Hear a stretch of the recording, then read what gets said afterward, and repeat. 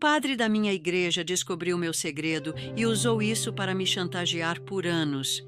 Meu nome é Helena, tenho 82 anos. E hoje quero contar para vocês uma história que nunca compartilhei completamente com ninguém. Uma história que carrego em meu peito há décadas, mas que agora sinto que preciso dividir. Porque se eu sobrevivi a tudo o que vivi, talvez minha história possa ajudar alguém que está passando por algo parecido. Mas antes de começar, quero saber de onde você está me assistindo. Escreva aqui nos comentários, porque quero sentir que essa história chega longe, que há pessoas em muitos lugares dispostas a ouvir. E se puder, curta este vídeo e se inscreva no canal. Isso me ajuda a continuar contando essas histórias e a alcançar mais pessoas.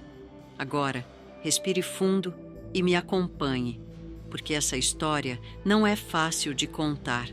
Nasci em uma pequena cidade do interior, onde a igreja matriz, com sua torre alta, era o centro geográfico e moral de tudo. Um lugar onde as ruas eram de paralelepípedo e a vida social se resumia às missas de domingo e às festas da padroeira.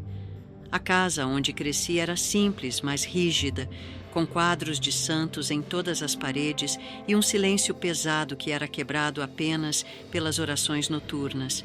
Minha família era ultra-religiosa, mas não era a pobreza que me doía. Era o medo constante do julgamento dentro daquela casa. O medo tanto do divino quanto dos vizinhos. A vergonha era considerada o pior dos pecados. O silêncio de uma mãe que via no padre a autoridade máxima depois de Deus. O silêncio de um pai para quem a honra do nome da família era mais importante que a felicidade dos filhos. E o silêncio de uma menina que aprendeu cedo que, para sobreviver, era melhor não questionar, não duvidar, ser sempre obediente. Cresci acreditando que cada pensamento meu era observado por Deus, que cada erro seria punido, que a única salvação viria através da igreja, através do Padre Inácio. O Padre Inácio era um homem carismático, com sermões que comoviam a cidade inteira. Quando ele falava do púlpito, as pessoas choravam. Quando ele abençoava as crianças, as mães se sentiam honradas. Ele era visto como um santo vivo em nossa comunidade. Eu tinha 16 anos quando minha vida mudou para sempre. Era 1958. Eu era uma jovem ingênua, protegida demais pelos pais, que mal sabia o que era o mundo além dos muros da nossa casa e da igreja. Havia um rapaz na cidade, filho de uma família que meus pais não aprovavam. Ele tinha cabelos escuros, sorria muito e me fazia sentir coisas que eu não entendia. Nos encontrávamos escondidos depois da escola. Ele me disse que me amava. Eu acreditei. Acreditei quando ele disse que nos casaríamos. Acreditei quando ele me convenceu de que se realmente nos amávamos, Deus entenderia. Não vou entrar em detalhes sobre o que aconteceu entre nós, mas vocês podem imaginar. Eu era uma menina que não sabia nada sobre o próprio corpo, sobre como funcionavam as coisas. Só sabia que o que estávamos fazendo era considerado pecado, mas que o amor que sentia por ele era maior que qualquer medo. Quando descobri que estava grávida, ele desapareceu. Literalmente. A família dele se mudou da cidade de uma semana para outra. Ninguém sabia para onde. Ninguém falava sobre isso. Era como se ele nunca tivesse existido. E eu fiquei sozinha. Sozinha com um segredo que, se descoberto, destruiria não apenas a minha vida, mas a vida de toda a minha família. Vocês precisam entender como era naquela época. Uma jovem solteira grávida não era apenas uma desonra, era uma catástrofe. Significava que meu pai perderia o emprego, que minha mãe não conseguiria mais olhar nos olhos das vizinhas, que meus irmãos menores sofreriam na escola. Passei semanas em desespero, vomitava todas as manhãs e dizia que estava com problemas no estômago. Minha barriga começou a crescer e eu usava roupas cada vez mais largas. Chorava todas as noites, pedindo a Deus que aquilo fosse apenas um pesadelo. Foi então que tomei a decisão que mudaria minha vida para sempre. Resolvi me confessar. Acreditava que o Padre Inácio, sendo um homem de Deus, me ajudaria. Que ele me daria o perdão divino e talvez, apenas talvez, me orientasse sobre o que fazer. Lembro-me daquele dia como se fosse ontem. Era uma tarde de quinta-feira e a igreja estava quase vazia. Apenas algumas senhoras rezando o terço no banco da frente. Caminhei até o confessionário com as pernas tremendo. O confessionário era uma estrutura de madeira escura que parecia engolir a luz ao redor. Havia uma treliça que separava o penitente do padre, criando sombras que dançavam no rosto dele conforme ele se movia. Ajoelhei-me no banco acolchoado, juntei as mãos e sussurrei: "Perdoe-me, padre, porque pequei." A voz dele veio do outro lado, calma e familiar. "Diga-me, minha filha." E então, com a voz trêmula e num sussurro quase inaudível, eu contei tudo. Falei sobre o rapaz, sobre o que fizemos, sobre a gravidez. Falei entre lágrimas, esperando palavras de conforto, orientação, perdão. Houve uma pausa longa demais. O cheiro de madeira velha e cera de vela no ar se tornou sufocante. Eu podia ouvir minha própria respiração acelerada. Quando ele finalmente falou, sua voz havia mudado. Não era mais a voz calorosa que eu conhecia. Era gélida, calculista. E isso é um pecado muito grave, minha filha, um escândalo que destruiria sua família. Mas talvez Deus tenha um plano para que você pague por sua penitência aqui na terra, em silêncio. Saí do confessionário com mais medo do que quando entrei. Suas palavras ecoavam em minha mente. Em silêncio. Eu não havia recebido absolvição. Não havia recebido orientação. Apenas uma promessa velada de que aquilo ficaria entre nós. Nos dias seguintes, tentei agir normalmente, mas percebi que o Padre Inácio me observava durante as missas. Seus olhos me seguiam quando eu caminhava pela igreja. Havia algo em seu olhar que me fazia sentir nua, exposta, vulnerável. Semanas se passaram. Minha gravidez estava ficando mais difícil de esconder.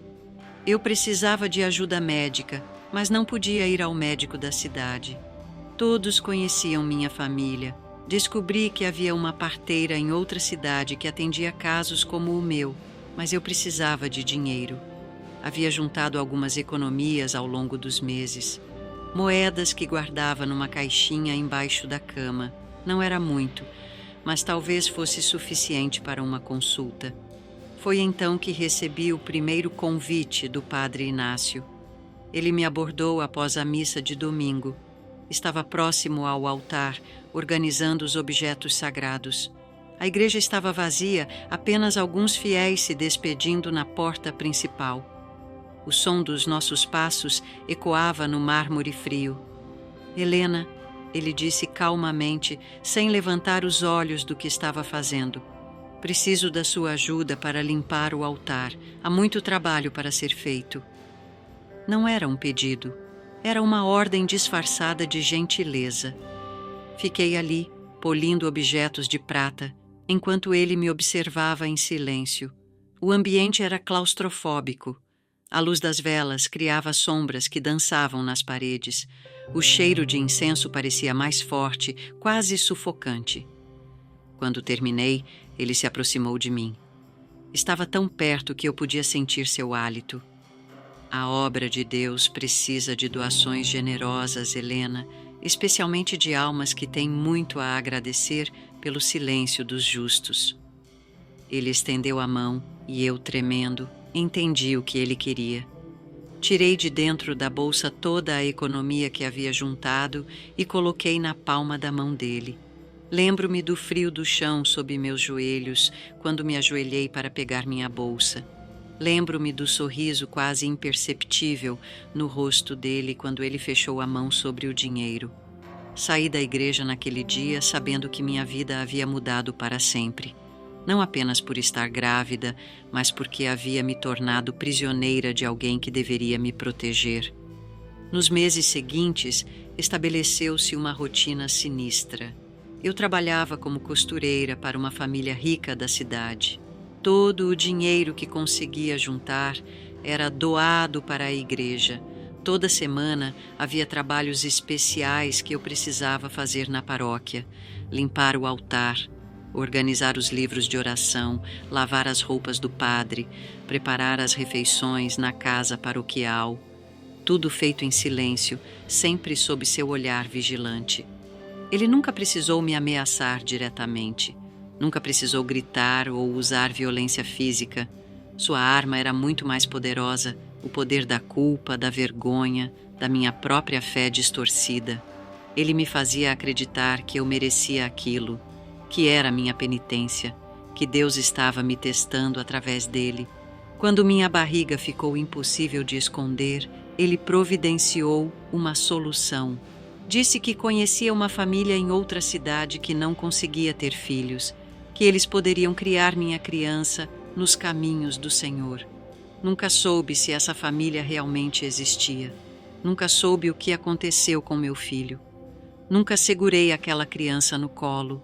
Lembro-me do dia em que ele nasceu como o dia mais doloroso da minha vida. Não apenas pela dor física, mas pela dor de saber que estava sendo separada de parte de mim mesma. O padre Inácio estava presente quando meu filho nasceu. Ele o pegou nos braços, o benzeu e o levou embora. Eu nem consegui ver o rostinho dele direito, só ouvi o primeiro choro, que se afastou rapidamente até se tornar silêncio. Fiquei internada por alguns dias numa casa nos arredores da cidade. Quando voltei, todos acreditaram que eu havia ido visitar uma tia doente.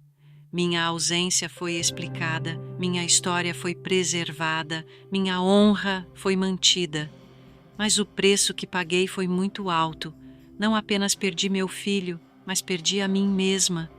Os anos se passaram e eu continuei sendo prisioneira do padre Inácio. Aos 20 anos, ainda estava entregando parte do meu salário para ele. Aos 25, ainda era obrigada a trabalhar na paróquia. Aos 30, ainda vivia sob o peso daquele segredo. Ele havia se tornado o dono da minha vida. Decidia onde eu podia trabalhar, com quem eu podia falar, até mesmo se eu podia ou não aceitar convites para sair com rapazes. Qualquer pretendente que aparecesse era sutilmente desencorajado por ele. Eu vivia como uma sombra. Acordava, trabalhava, ia à igreja, voltava para casa. Não tinha amigos próximos, não tinha vida social, não tinha sonhos. Havia me tornado uma prisioneira em minha própria existência. Minha família nunca soube de nada. Meus pais achavam que eu era uma jovem devota, dedicada à igreja. Meus irmãos menores cresceram vendo-me como um exemplo de virtude. Eu era a filha perfeita, a irmã exemplar, a paroquiana modelo. Mas por dentro eu estava morrendo um pouco a cada dia. Foram quase 15 anos vivendo assim. 15 anos de uma vida que não era minha. 15 anos de medo, silêncio e submissão. Até que um dia, algo aconteceu que mudou tudo. Era uma tarde de terça-feira. Eu estava na igreja, organizando os livros de oração, quando vi uma jovem saindo da sala do padre. Ela devia ter uns 17 anos, cabelos loiros, rosto angelical, mas seus olhos tinham a mesma expressão que eu via no espelho há anos: medo, culpa, desespero. Ela passou por mim rapidamente, tentando esconder o rosto. Mas eu vi as lágrimas, vi o tremor nas mãos, vi o mesmo terror que eu havia sentido quando tinha a idade dela. Naquele momento, algo dentro de mim se quebrou. Ou melhor, algo dentro de mim se libertou. Percebi que eu não era a única, que minha história não era única, que o padre Inácio havia encontrado outras jovens vulneráveis, outras famílias devotas, outros segredos para usar como armas. Percebi que não se tratava do meu pecado.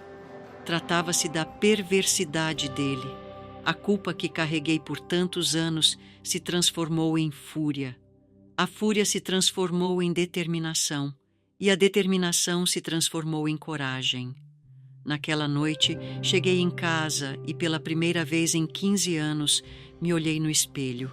Realmente me olhei.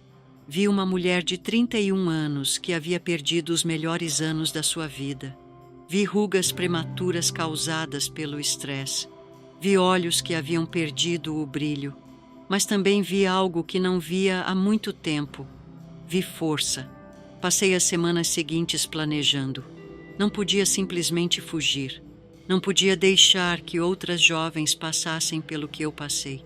Mas também não podia denunciar o padre Inácio. Quem acreditaria em mim contra ele? Então tomei uma decisão. Iria embora, mas antes iria confrontá-lo.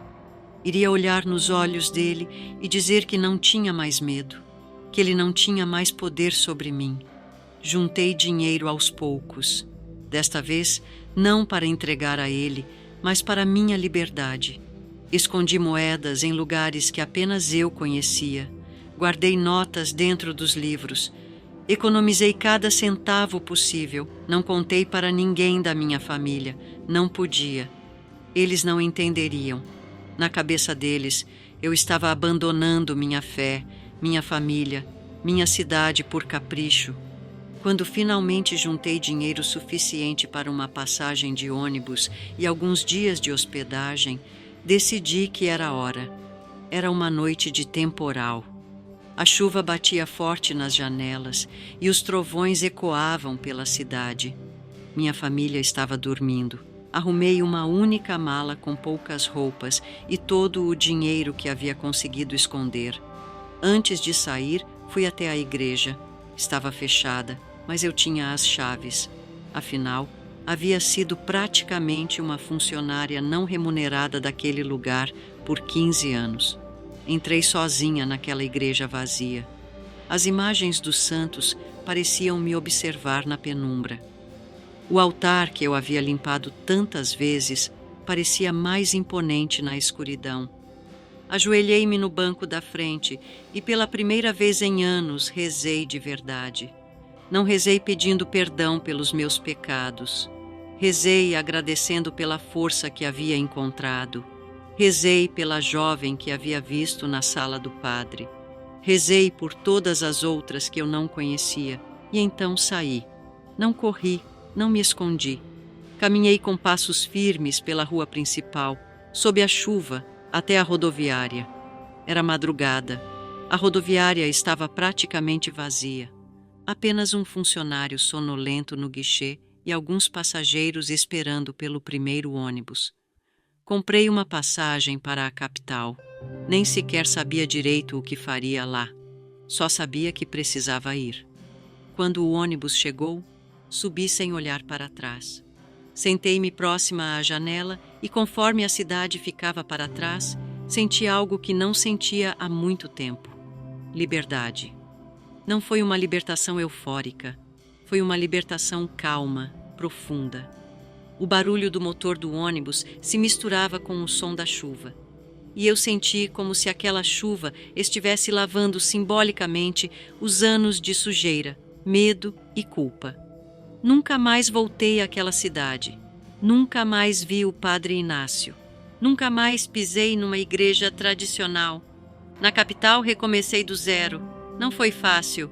Cheguei sem conhecer ninguém, sem ter onde morar, sem emprego garantido. Nos primeiros dias, fiquei num hotel barato no centro da cidade.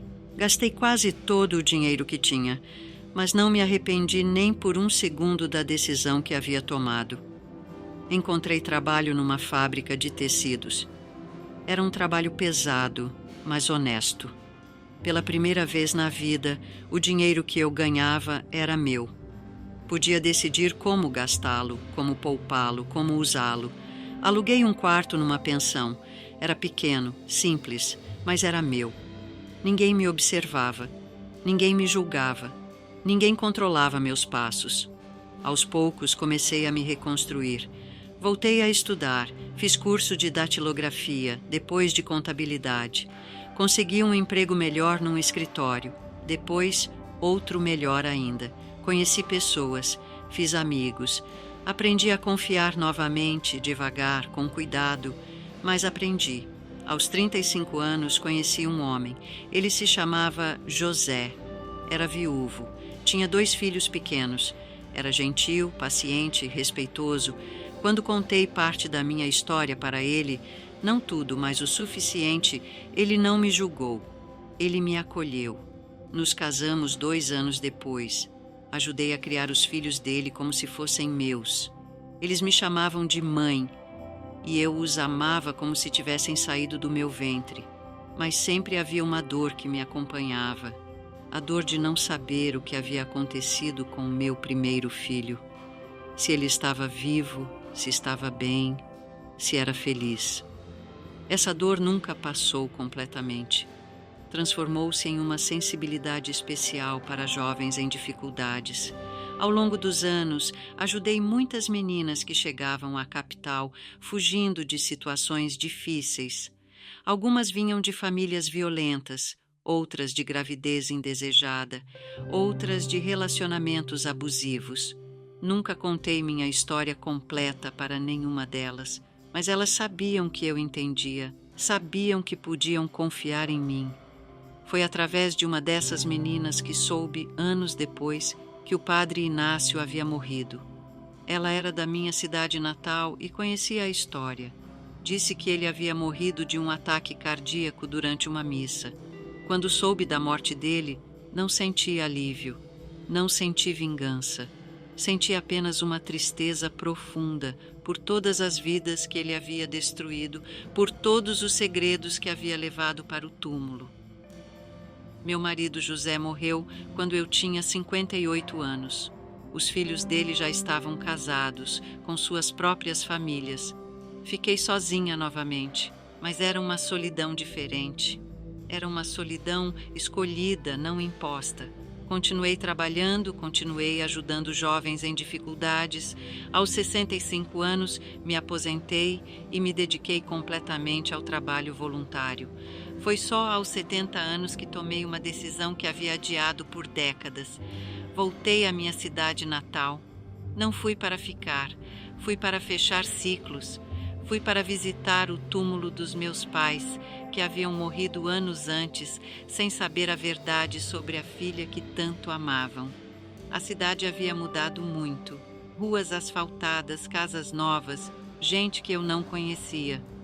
Mas a igreja ainda estava lá, imponente, no centro da praça. Entrei nela pela primeira vez em mais de 40 anos. Havia um padre novo, jovem que não me conhecia. Ajoelhei-me no mesmo banco onde costumava rezar quando era menina.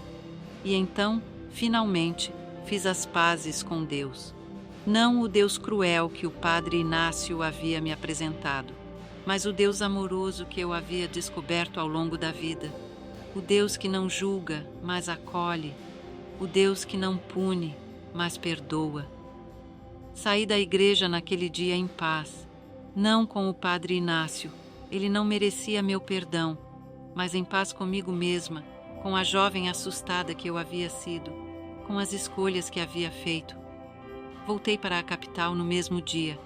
Nunca mais voltei àquela cidade. Hoje, aos 82 anos, olho para trás e vejo uma vida que valeu a pena ser vivida. Não foi uma vida fácil, mas foi uma vida minha. Aprendi que a verdadeira fé liberta, não aprisiona. Aprendi que nenhum ser humano, por mais santo que pareça, tem o direito de ser o juiz da sua vida ou o dono do seu silêncio. Aprendi que a culpa que não nos pertence não deve ser carregada, que a vergonha imposta por outros não define quem somos. Aprendi que nunca é tarde demais para recomeçar, que a coragem pode nascer aos 31 anos, aos 50, aos 70, aos 82, que a idade não é uma limitação para a mudança. Aprendi que ajudar outras pessoas é uma forma de dar sentido à própria dor, que nossas feridas quando curadas, podem se tornar fonte de cura para outros. Nunca soube o que aconteceu com meu primeiro filho. Essa é uma dor que ainda carrego, mas que aprendi a transformar em amor pelas crianças que cruzaram meu caminho ao longo da vida.